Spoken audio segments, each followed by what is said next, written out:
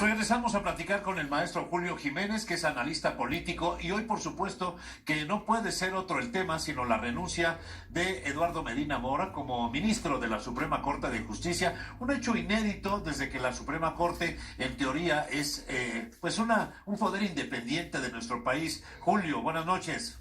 Enrique, ¿qué tal? Muy buenas noches. Buenas noches a tu amable auditorio. Gracias por la oportunidad.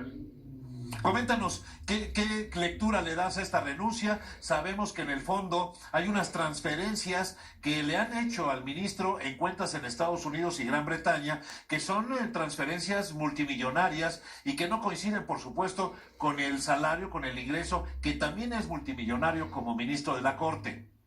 Sí, es correcto. Desafortunadamente, en el marco de las investigaciones que hace el Departamento del Tesoro, la Unidad de Inteligencia Financiera, me refiero a los Estados Unidos y aquí en México la Unidad de Inteligencia Financiera, y estas publicaciones que sacan a la luz pública, posibles operaciones con recursos de procedencia ilícita, transferencias, transferencias millonarias, cuentas que además no pueden coincidir con los ingresos del ministro de la Corte, ex ministro de la Corte, Eduardo Medina Mora. Y bueno, yo quiero aquí hacer un parteaguas, si me lo permites. Esto es frente a estas investigaciones. El señor no ha sido sujeto a un proceso, el señor no ha sido ni oído ni vencido, el señor no ha sido declarado culpable de nada.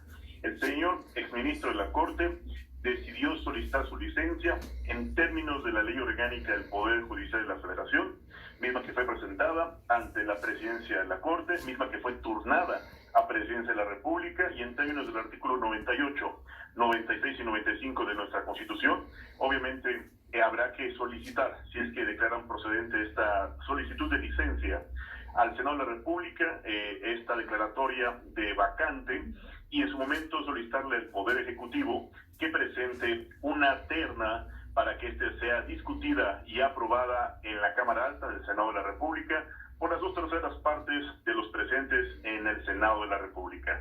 Aquí más, si me lo permites, quizás hacer una aclaración. Desafortunadamente la justicia o la interpretación y aplicación de la justicia en México no es pareja. Debemos ser muy responsables, debemos ser muy imparciales, pero estoy obligado como abogado litigante a ser muy claro. En este país, las investigaciones que llegan a ser incluso publicadas en diversos medios de comunicación, hay funcionarios de la 4T, particularmente funcionarios de la Comisión Federal de Electricidad, que no son tocados ni con el pétalo de una carpeta de investigación. Hay otros funcionarios que han sido vinculados con operaciones extrañas y que, bueno, con la simple expresión de tú no te preocupes, no pasa nada, esto es una confusión o es un error. Y bueno, yo creo que aquí es donde los mexicanos nos preguntamos qué está pasando en este Estado de Derecho, qué está pasando en este marco legal. Obviamente yo quiero ser muy respetuoso, no tengo elementos en este momento para acusar a nadie, pero bueno, las investigaciones se están dando. Yo quisiera ver que estas investigaciones realmente fueran imparciales, fueran objetivas y sobre todo que no tuvieran un carácter político. Porque bueno, el exministro de la Corte es uno de los que también estuvieron presentes en la boda de un prominente abogado que hoy está sujeto a proceso y privado de su libertad. Oye, Julio, llama la atención que se vaya un ministro cuando le restan todavía 11 años al frente de este cargo, que es un cargo dorado en un país como el nuestro, con ingresos que ya quisiera un presidente de empresa. Debe de haber algo muy fuerte, muy importante de fondo para que ello ocurra.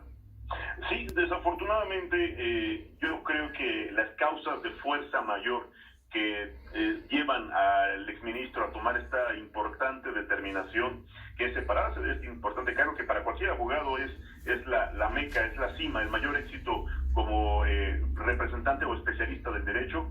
Creo que sí es un tema extraño, llama la atención, genera la especulación, y reitero, es consecuencia a lo mejor de esta investigación que está llevando en el Departamento del Tesoro, incluso la investigación de la Unidad de Inteligencia Financiera. Estaremos muy atentos los abogados para analizar el contenido, analizar las pruebas, analizar los argumentos de la Unidad de Inteligencia Financiera, incluso estar muy atentos respecto de las acciones que tome el ministro como con licencia, sí, para que pueda de manera legítima responder y defenderse atendiendo al principio de presunción de inocencia, al debido proceso y a sus derechos humanos, y además de los cuales el señor goza hasta el día de hoy. Muy bien.